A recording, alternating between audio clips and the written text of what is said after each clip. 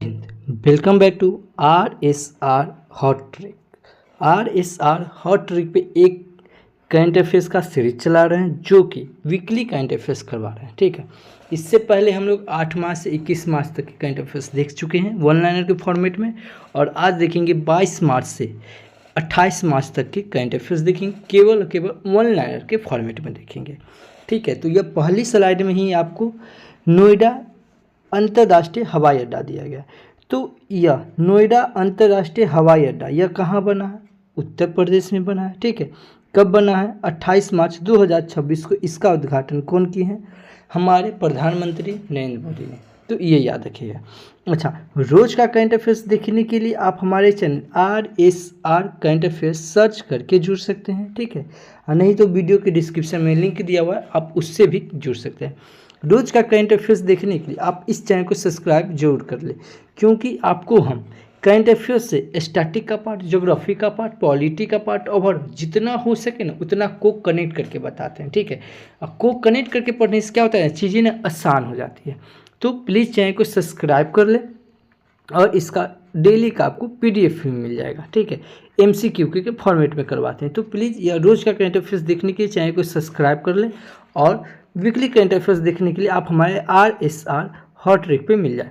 अच्छा, RSR hot trick पे ही एक साइंस का सीरीज चला रहे हैं। ठीक है, एक साइंस का सीरीज चला रहे हैं जिसमें आपको पूरा का पूरा चीज़ वीडियो में ही याद करवाया जा रहा है। क्या चीज़? वीडियो में ही याद करवाया जा रहा है और टू द पॉइंट बताया जा रहा है। ठीक है, जो कि एग्जाम में जहाँ से प्रश्न आते हैं वहाँ से आपको एकदम टू द पॉइंट बताया जा रहा है। तो ये साइंस का भी जो सीरीज है आप इसे भी कंप्लीट जरूर कर ले। अब अभी तक एपिसोड 6 तक के अभी हम लोग कंप्लीट कर चुके हैं। ठीक है, चलिए तो आज का करंट अफेयर्स देखते हैं, वन लाइनर के फॉर्मेट में देखेंगे। तो पहला क्वेश्चन है कि G7 विदेश मंत्रियों की बैठक किस देश में आयोजित की जा रही है? तो यह फ्रांस में की जा रही है। और G7 से याद रखेंगे क्या कि G7 में अभी कितने सदस्य हैं? तो 7 सदस्य हैं। कौन कौन है?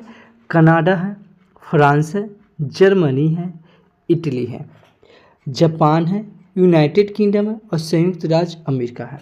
ठीक है, ये कितने हैं? 7 है। ये याद रखिए, क्योंकि बहुत सारे एग्जाम में ना पूछे जाते हैं कि G7 के कौन कौन से सदस्य हैं। तो कौन कौन है? कनाडा है, फ्रांस है, जर्मनी है, इटली है और जापान है, यूनाइटेड किंगडम है और संयुक्त राज्य अमेरिका है। ठीक है, हाल ही में किस राज्य सरकार ने छात्रों को इंटरनेट की लत से बचाने के लिए एक नई डिजिटल नीति पेश की है? तो यह कर्नाटक राज्य ने की है। इस क्वेश्चन का कर्नाटक आंसर हो जाएगा। अगला है कि सभी हाल ही में बेंगलुरु में लॉन्च किए गए प्रमुख मनोरोगों के भारत के पहले डिजिटल रिपोजिटरी डेटाबेस का नाम क्या है? तो क्लैम ब्रेन। क्या है? काम ब्रेन। क्या है? काम ब्रेन। ठीक है, अगला है क्षेत्रीय संघर्ष के बीच ईरान ने रणनीतिक हॉर्मुज़ जल डमरू मध्य से 5 मित्र देश के वाणिज्य जहाज़ों को सुरक्षित गुजरने की अनुमति दी है। इस सूची में कौन सा देश शामिल है? तो भारत हो जाएगा, चीन हो जाएगा, रूस हो जाएगा, इराक हो जाएगा और पाकिस्तान हो जाएगा। कौन कौन हो जाएगा? भारत, चीन, रूस, इराक और पाकिस्तान। ये मोस्ट इम्पॉर्टेंट क्वेश्चन है। ठीक है, कि क्षेत्रीय संघर्ष के बीच ईरान ने रणनीतिक हॉर्मुज़ जल डमरू मध्य से 5 मित्र देश के वाणिज्य जहाज़ों को सुरक्षित गुजरने की अनुमति दी है। इसमें कौन कौन सा है? भारत, चीन, रूस, इराक और पाकिस्तान। अगला है कि सभी हाल ही में नेपाल के सबसे युवा प्रधानमंत्री ने कौन शपथ ली? तो बालेंद्र शाह। कौन है? बालेंद्र शाह। ये भी इम्पोर्टेंट है। जापान के अभी इससे पहले कौन थी? जॉर्जिया कार्की थी। ठीक है, एक ये पहली महिला थी। ठीक है, ये भी याद रखिएगा। और अभी कम उम्र के, सबसे कम उम्र के यानी कि 31 साल के बने हैं युवा प्रधानमंत्री कौन है? बालेंद्र शाह। कौन है? बालेंद्र शाह। तो इस स्लाइड से आपको ये याद रखना है। आगे है कि सभी हाल ही में भूकंप के कारण चर्चा में रहा होन्शु द्वीप किस देश के सबसे बड़ा द्वीप है? तो यह होन्शु द्वीप है ना, यह जापान का सबसे बड़ा द्वीप है। कहाँ का? जापान का।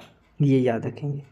अगला है कि सभी हाल ही में चर्चा में रही सोनेवाल कचारी राजनीति किस राज्य में पाई जाती है?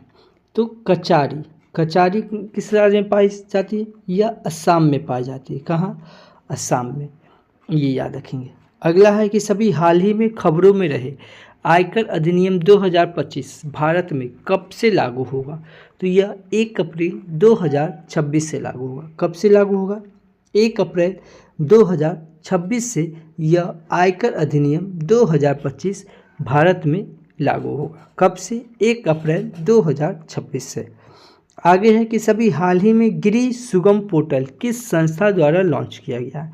तो गृह सुगम पोर्टल यह राष्ट्रीय आवास बैंक के द्वारा यह संस्था लॉन्च की गई है। गृह सुगम पोर्टल यह राष्ट्रीय आवास बैंक के द्वारा यह लॉन्च की गई है। अगला है कि सभी हाल ही में यूनाइटेड किंगडम ब्रिटेन में भारत के अगले उच्च आयुक्त के रूप में किसे नियुक्त किया गया है? तो यह पेरियास्मी कुमारन को। किसे? पेरियास्मी कुमारन को अभी यूनाइटेड किंगडम ब्रिटेन में भारत के अगले उच्चायुक्त के रूप में नियुक्त किया गया है। इतना याद रखेंगे। आगे है कि सभी हाल ही में भूकंप के, ठीक है, ये शायद वही है, ठीक है, ये स्लाइड में भी वही है। आगे देखते हैं कि सभी हाल ही में चर्चा में रहा ईडेगो, क्या बोले हम? डिएगो क्या है? अभी हाल ही में डिएगो गार्सिया द्वीप किस महासागर में स्थित है? तो यह हिंद महासागर में स्थित है। कहाँ?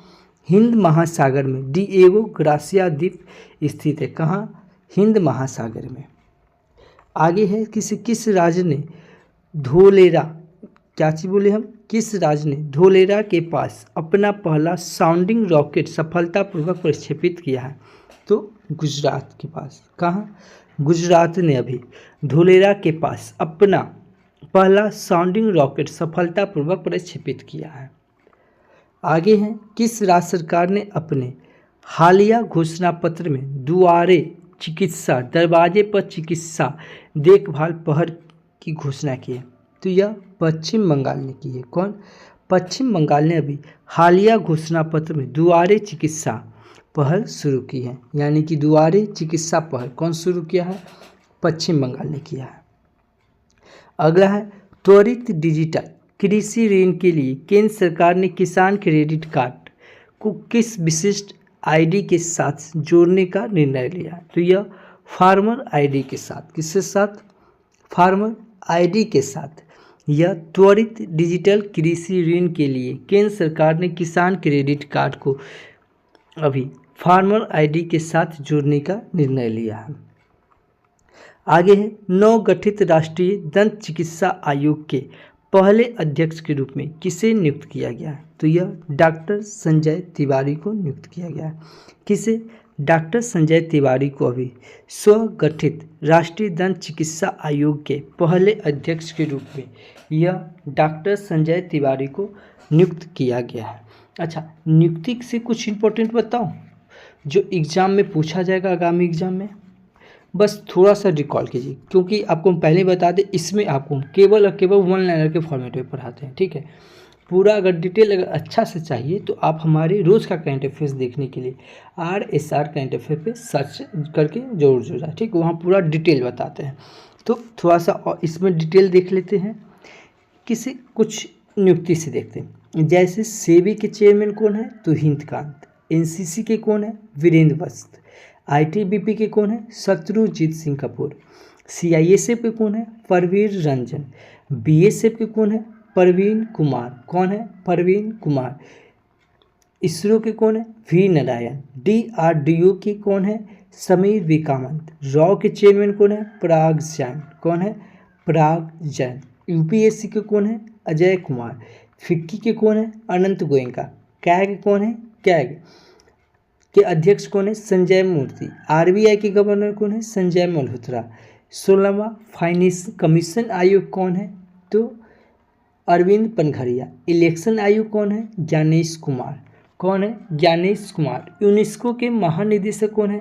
खालिद एल एनानी। कौन है? खालिद एल एनानी। आईसीसी के चेयरमैन कौन है? जैसा, और जैसा से याद रखिएगा कि सभी जैसा को आइकन ऑफ एक्सीलेंस पुरस्कार से सम्मानित किया गया है। बीसीसीआई के चेयरमैन कौन है? मिथुन मिन्हास। एसीसी के कौन है? मोहसिन नकवी। सीबीआई के कौन है? परवीन सूद। और सीबीसी के कौन है? प्रवीण कुमार श्रीवास्तव। वर्ल्ड बैंक के कौन अध्यक्ष हैं? अजय बंगा। कौन है? अजय बंगा। आईएमएफ के अध्यक्ष कौन है? Kristalina Georgieva. Chief of defence staff कौन है? Lieutenant general Anil Chauhan. थल सेना के अध्यक्ष कौन है? उपेंद्र द्विवेदी। वायुसेना के अध्यक्ष कौन है? अमरप्रीत सिंह। नौसेना के अध्यक्ष कौन है? दिनेश कुमार त्रिपाठक। कौन है? दिनेश कुमार त्रिपाठक। सीआरपीएफ के महानिदेशक कौन है? ज्ञानेंद्र प्रताप सिंह। तो इतना याद रखिए, ठीक है। अगला स्लाइड में देखते हैं कि युवा कार्यक्रम एवं खेल मंत्रालय द्वारा 23 मार्च 2026 को आयोजित राष्ट्रव्यापी शहीद दिवस पद यात्रा की थीम क्या है? देखिए, जो ये थीम वाली बात आती है ये मोस्ट इंपॉर्टेंट हो जाता है, ठीक है। तो इसमें आप स्टार लगा लीजिए, यह पूछा जाएगा आगामी एग्जाम में। युवा कार्यक्रम एवं खेल मंत्रालय द्वारा 23 मार्च 2026 को आयोजित राष्ट्रव्यापी शहीद दिवस पद यात्रा की थीम है मेरा भारत मेरी जिम्मेदारी। क्या थीम है? मेरा भारत मेरी जिम्मेदारी। अगला है कि सभी हाल ही में एग्री यूथ पार्लियामेंट 2026 का उद्घाटन कहाँ किया गया है? तो यह केंद्रीय कृषि विश्वविद्यालय इम्फाल में, जो कि मणिपुर का कैपिटल है इम्फाल में। अगला है गौ टेक 2026 नामक भव्य प्रदर्शनी का आयोजन कहाँ किया जा रहा है? यह कृषि महाविद्यालय पुणे, जो कि महाराष्ट्र में है। आगे है कि सभी हाल ही में किस राज्य सरकार ने अपने राज्य के बजट में स्कूली बच्चों के लिए मुफ्त नशा योजना शुरू करने के लिए घोषणा की है? तो यह तेलंगाना ने की है। कौन? तेलंगाना ने। इस क्वेश्चन का ऑप्शन तेलंगाना हो जाएगा कि अभी तेलंगाना सरकार ने अपने राज्य के बजट में स्कूली बच्चों के लिए मुफ्त नाश्ता योजना की घोषणा की है। यानी कि अभी स्कूली बच्चों के लिए मुफ्त नाश्ता योजना की घोषणा कौन किया है? तेलंगाना सरकार ने किया है।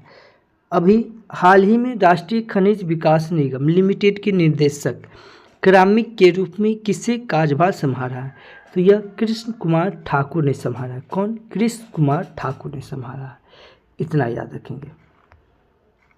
आगे तिरुवनंतपुरम में आयोजित इंडिया ओपन एथलेटिक्स चैंपियनशिप ने पुरुष की 400 मीटर दौड़ में किसने स्वर्ण पदक जीता है? तो यह राजेश रमेश ने जीता है। कौन? राजेश रमेश ने अभी तिरुवनंतपुरम में आयोजित इंडिया ओपन एथलेटिक्स चैंपियनशिप में पुरुष की 400 मीटर में दौड़ राजेश रमेश ने जीता है, ठीक है, स्वर्ण पदक जीता है।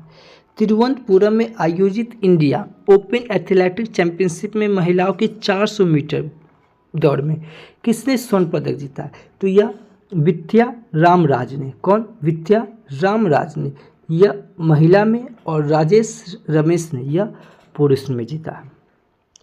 आगे किस राज्य सरकार ने अपने बजट 2026-27 में सबसे गरीब परिवारों के लिए मुख्यमंत्री अपना सुखी परिवार योजना की घोषणा की है? तो यह हिमाचल प्रदेश राज्य ने की है। कौन? हिमाचल प्रदेश ने, ठीक है। आगे है L&T एडुकेट। क्या है? L&T एडुटेक के सहयोग से किस विश्वविद्यालय ने भारत का पहला एडवांस इलेक्ट्रिक व्हीकल जो सेंटर ऑफ एक्सीलेंस स्थापित करेगा? यह गलगोटिया विश्वविद्यालय, जो कि ग्रेटर नोएडा में है। क्या है? गलगोटिया विश्वविद्यालय, ठीक है। आगे है चंद्रिका पुजारी ने विश्व बॉक्सिंग फ्यूचर्स कप में कौन सा पदक जीता है? तो यह स्वर्ण पदक जीता है। कौन? स्वर्ण पदक। कौन?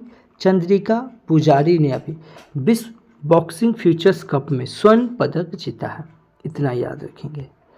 आगे है किस राज्य, क्या है, किस राज्य या केंद्र शासित प्रदेश ने महिला और ट्रांसजेंडरों को ई ऑटो परमिट प्रदान करने के लिए दुर्गा योजना शुरू की है?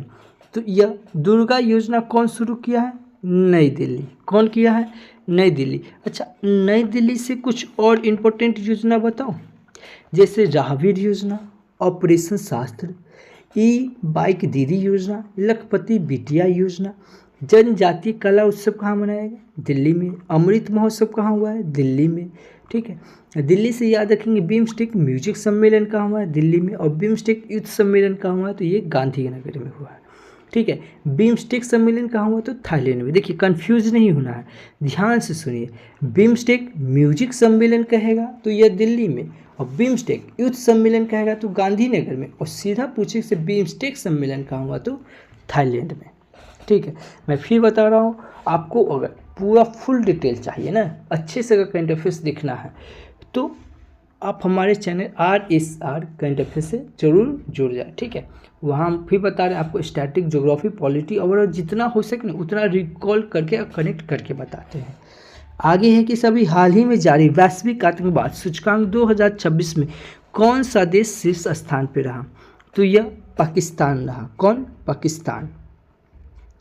आगे है कि सभी हाल ही में भारतीय राजनीति के इतिहास में सबसे लंबे समय तक निर्वाचित सरकार के प्रमुख बनने रहने का रिकॉर्ड किसने बनाया? तो यह नरेंद्र मोदी ने बनाया है। कौन? नरेंद्र मोदी ने अभी भारतीय राजनीति के इतिहास में सबसे लंबे समय तक निर्वाचित सरकार के प्रमुख बनने रहने का रिकॉर्ड बनाया है। आगे है कि सभी हाल ही में गुड्डी पड़वा का त्यौहार मुख्य रूप से किन किन राज्यों में नव वर्ष के रूप में मनाया जाता है? तो यह महाराष्ट्र और गोवा में। कहाँ? महाराष्ट्र और गोवा में गुड्डी पड़वा का त्यौहार मुख्य रूप से बनाया जाता है। आगे है क्रिकेट लीग में आई देसाई ने किस प्रारूप में 193 रन बनाकर इतिहास रच दिया है? यह T20 में। किस में? T20 में। ठीक है, आगे हैं कि अभी किस अमेरिकी स्टार्टअप ने सैटेलाइट रिफ्रैक्टर यानी कि परावर्तक का उपयोग करके रात में पृथ्वी की चुनिंदा हिस्सों में सूरज की रोशनी प्रदान करने का दावा किया है? यह रिफ्रैक्ट ऑर्बिटर। कौन? Refract orbital. कौन है? ऑर्बिटर। आगे है किस भारतीय नौसेना जहाज ने हाल ही में ऑस्ट्रेलिया में आयोजित बहुपक्षीय काकरू 2026 नौसेना अभ्यास में भाग लिया है? तो यह INS नीलगिरी ने लिया है। कौन? INS नीलगिरी ने लिया है। आगे है भारत सरकार द्वारा हाल ही में शुरू किए गए प्रारंभ 2026 अभियान का प्राथमिक उद्देश्य क्या है? तो प्राथमिक उद्देश्य ये है कि नागरिकों को नए आयकर अधिनियम 2025 के बारे में शिक्षित करना।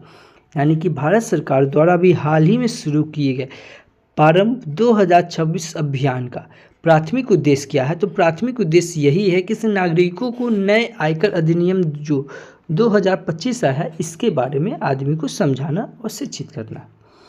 आगे है कि सभी हाल ही में भारत और चीन के बीच सीमा व्यापार फिर से शुरू होने को लेकर चर्चा में रहा लिपुलेख दर्रा किस राज्य में है? तो लिपुलेख दर्रा उत्तराखंड में। माना दर्रा, नीति दर्रा, लिपुलेख दर्रा ये सब कहाँ है? उत्तराखंड में। आगे है कि सभी हाल ही में विमोचित पुस्तक water nature progress solution for a new India के लेखक कौन है? तो ये अरुणभा क्या है? अरुणभा घोष और परमेश्वरन अय्यर और रिचर्ड डामनिया है। आगे है कि सभी विश्व जल दिवस 2026 की थीम क्या है? तो विश्व जल दिवस, ये सबसे पहले आप कमेंट करेंगे से विश्व जल दिवस कब मनाया जाता है। ठीक है, अगर आप RSR करंट अफेयर्स के अगर कंटिन्यू अगर स्टूडेंट होंगे तो ये आपको पता होगा क्योंकि ये हम सब करवा चुके हैं। तो विश्व जल दिवस 2026 की थीम क्या है? तो जल और लैंगिक समानता। क्या है? जल और लैंगिक समानता। मैं फिर बता रहा हूँ, ये थीम जो है ना मोस्ट इम्पॉर्टेंट है। आगे क्या है? आगे है किसे हाल ही में किस राज्य सरकार ने दिव्यांगजनों को मुफ्त बस यात्रा प्रदान करने वाली दिव्यांगन शक्ति योजना कौन शुरू किया है? तो यह आंध्र प्रदेश ने अभी दिव्यांगन शक्ति योजना शुरू किया है। कौन? आंध्र प्रदेश ने। आगे है कि सभी हाल ही में राष्ट्रीय पिछड़ा वर्ग आयोग NCBC के अध्यक्ष के रूप में किसे नियुक्त किया गया है? तो यह साध्वी निरंजन ज्योति को किया गया है। किसे? साध्वी निरंजन ज्योति को अभी NCBC के नए अध्यक्ष के रूप में नियुक्त किया गया है। ठीक है। NCBC का स्थापना 14 अगस्त 1993 में हुआ है। यह संवैधानिक दर्जा 2018 में 102वें संविधान संशोधन आर्टिकल 338B के तहत हुआ है। आगे है, भारत का कौन सा शहर 2028 विश्व इंडोर एथलेटिक्स चैंपियनशिप की मेजबानी करेगा या भुवनेश्वर करेगा? कौन करेगा? भुवनेश्वर। आगे है कि सभी हाल ही में चर्चा में रही लितानी नदी किस देश की प्रमुख नदी है? तो यह लेबनान की। क्या है? लेबनान की प्रमुख नदी कौन है? लितानी नदी है। कौन है? लितानी नदी है। आगे है कि भारतीय वायुसेना ने हाल ही में किस देश की रॉयल एयरफोर्स के पायलटों को प्रशिक्षण देने पर सहमति व्यक्त की है? तो यह ब्रिटेन यानी कि यूके ने किया है। कौन? यूके ने। विश्व टीबी दिवस 2026 का आधिकारिक विषय यानी कि थीम क्या है? फिर बता रहे हैं, जो भी थीम वाला है ना, ये मोस्ट इम्पॉर्टेंट है। ठीक है, आगामी एग्जाम में देखिएगा यह पूछा जरूर जाएगा। ठीक है, और आप कमेंट करके बताइएगा कि इसे टीबी दिवस कब मनाया जाता है। तो विश्व टीबी दिवस 2026 का आधिकारिक विषय यानी कि थीम क्या था? तो yes we can end TB, यानी कि हाँ, हम टीबी को खत्म कर सकते हैं। आगे है कि इस विश्व टीबी दिवस 2026 के अवसर पर केंद्रीय स्वास्थ्य मंत्री द्वारा किन पहल को शुरू किया गया? तो टीबी मुक्त भारत ऐप और टीबी मुक्त अभियान, 100 दिन का अभियान और टीबी मुक्त शहर वार्ड पहल, ये सब शुरू किया गया। आगे है कि इसे पेरिस ओलंपिक में पदक जीतने वाले किस भारतीय हॉकी खिलाड़ी को यूपी सरकार द्वारा पुलिस उपाधीक्षक DSP नियुक्त किया गया? तो यह राजकुमार पाल को। किसे? राजकुमार पाल को नियुक्त किया गया है। और साथ में याद रखेंगे इसे उत्तर प्रदेश सरकार द्वारा अभी रिंकू सिंह को, किसे? रिंकू सिंह को भारतीय क्रिकेटर को क्षेत्रीय क्रीड़ा अधिकारी नियुक्त किया गया है। ये दोनों याद रखेंगे। आगे है कि इससे लोक संस्कृति और धार्मिक परंपराओं का अनूठा संगम मूल गांव केलबई पेट उत्सव किस राज्य में मनाया जाने वाला एक वार्षिक त्यौहार है? तो यह गोवा है। क्या है? गोवा। आगे है कि सभी हाल ही में किसे प्रतिष्ठित स्टॉकहोम जल पुरस्कार 2026 से सम्मानित किया गया है, जिसे अक्सर जल का नोबेल कहा जाता है? तो कहावे मदानी को। किसे? कहावे मदानी को कहा जाता है। आगे है कि सभी हाल ही में उत्तराखंड के बाद स्वतंत्र भारत का वह दूसरा राज्य कौन सा बन गया है जिसने समान नागरिक संहिता UCC बिल पास किया है? तो यह गुजरात बना है। अच्छा, UCC से कुछ बता देता हूँ। जैसे UCC किस आर्टिकल में आता है? यह 44 में आता है। किस आर्टिकल में आता है? 44 में आता है। UCC सबसे पहले कौन लागू किया? तो यह आज़ादी से पहले कौन किया? तो यह गोवा। और आज़ादी के बाद सबसे पहले कौन? उत्तराखंड। और उसके बाद कौन बन गया है? गुजरात बन गया है। आगे है किस राज्य केंद्र शासित प्रदेश की सरकार ने नवजात शिशुओं के मुक्त अनुवांशिक परीक्षण के लिए अनमोल योजना शुरू की है? तो यह अनमोल योजना कौन शुरू किया है? दिल्ली सरकार ने शुरू किया है। कौन किया है? दिल्ली सरकार ने अभी अनमोल योजना शुरू किया है। ठीक है, आगे है कि सभी हाल ही में किसने नेपाल की पहली ट्रांसजेंडर महिला संसद बनकर इतिहास रचा है? तो यह भूमिका श्रेष्ठ ने। कौन? भूमिका श्रेष्ठ ने। इतना याद रखेंगे। आगे है कि सभी हाल ही में किसे कॉर्पोरेट समूह ने 16,700 करोड़ रुपए में IPA franchisee royal challenge Bengaluru का अधिग्रहण किया है? तो यह आदित्य बिड़ला समूह के द्वारा। किसे? आदित्य कुमार बिड़ला समूह के द्वारा किया गया है। आगे है किस अंतरिक्ष एजेंसी ने, ठीक है, किस किस अंतरिक्ष एजेंसी ने चंद्रमा की सतह पर एक अस्थायी बेस बनाने के लिए 20 अरब डॉलर की परियोजना की घोषणा की? तो ये नासा की है। नासा से आपको बता दें कि नासा का स्थापना कब हुआ है, तो 1958। नासा का स्थापना 1958 और 1958 से ही रखेंगे याद। क्या DRDO का भी स्थापना कब हुआ है, 1958 को। ठीक है, आगे है कि सभी हाल ही में 8वीं विश्व वायु गुणवत्ता रिपोर्ट 2025 किस संगठन द्वारा जारी किया गया है, तो यह IQ एयर के द्वारा। किसके द्वारा, IQ एयर के द्वारा। आगे है कि सभी हाल ही में तीसरा उत्तर पूर्व भारत फिल्म महोत्सव 2026 किस शहर में आयोजित किया गया है, तो यह इम्फाल में किया गया है। कहाँ, इम्फाल में। आगे है कि किस भारतीय अभिनेत्री को UK के हाउस ऑफ कॉमन्स में महिला सशक्तिकरण पुरस्कार से सम्मानित किया गया, तो यह ऋतुपर्णा सेनगुप्ता को सम्मानित किया गया है। इतना याद रखेंगे। आगे है कि सभी केंद्रीय मंत्रिमंडल द्वारा 2026-27 से 2035-36 की अवधि के लिए संशोधित उड़ान योजना के लिए कितने बजट परिव्यय को मंजूरी दी गई है, तो यह 28,880 करोड़ दिया गया है। कितना, 28,840 करोड़। भारत मंडप में दिल्ली सरकार द्वारा आयोजित पहले अंतर्राष्ट्रीय फिल्म महोत्सव में लाइफ टाइम अचीवमेंट पुरस्कार से किसे सम्मानित किया गया है, तो आप ये ध्यान में रखेंगे किसे, अभी भारत मंडप में दिल्ली सरकार द्वारा आयोजित पहले अंतर्राष्ट्रीय फिल्म महोत्सव में लाइफ टाइम अचीवमेंट अवार्ड यह नंदमुरी बालकृष्णन को और शर्मिला टैगोर और धर्मेंद्र को सम्मानित किया गया है। ठीक है, आगे है कि भारत के अद्यतन जलवायु लक्ष्यों के अनुसार 2035 तक स्थापित विद्युत क्षमता का प्रतिशत कितना प्रतिशत गैर जीवाश्म ईंधन स्रोत से आया है, तो यह 60% आया है। कितना, 60%।